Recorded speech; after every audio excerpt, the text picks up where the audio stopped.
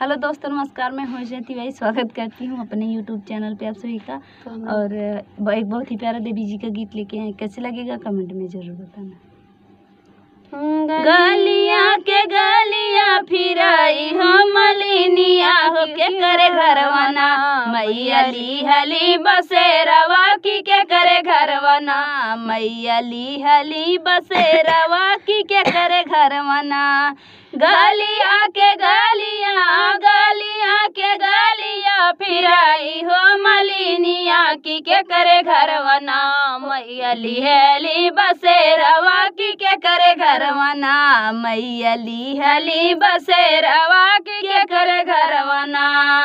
माई तोह से पूछे माई तोह से पूछे पान के भेकड़वा की तोहरे घरवाना हो की तोहरे घरवाना, मैया ली हली बसेरवा की तोहरे घरवाना, मैया ली हली बसेरवा की तोहरे घरवाना।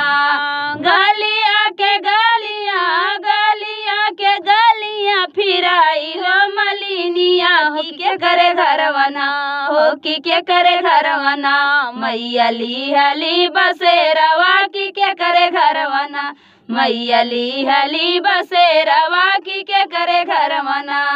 माई तोह से पूछे माई तोह से पूछे पंडित छकड़वा की तोहरे घरवाना, माई तोह से पूछे माई तोह से पूछे हे मालिया छकड़वा की तोहरे घरवाना हो की तोहरे घरवाना, मैया ली हली बसेरवा की तोहरे घरवाना, मैया ली हली बसेरवा की तोहरे घरवाना।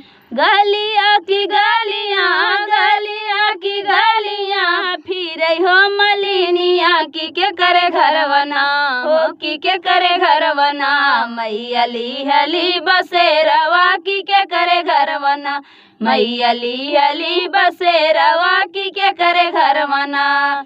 माई तोह से पूछे माई तोह से पूछे हे कहरा छकड़वा की तोहरे घरवाना हो की तोहरे घरवाना, मैया ली हली बसेरवा की तोहरे घरवाना, मैया ली हली बसेरवा की तोहरे घरवाना।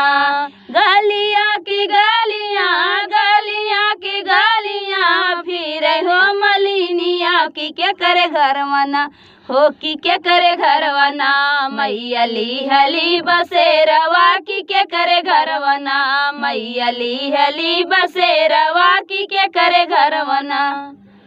तो फ्रेंड, देवी जी का गीत आप लोगों को कैसा लगा कमेंट बॉक्स में बताना। फिर मिलते किसी नए गाने के साथ, तब तक के लिए बाय बाय।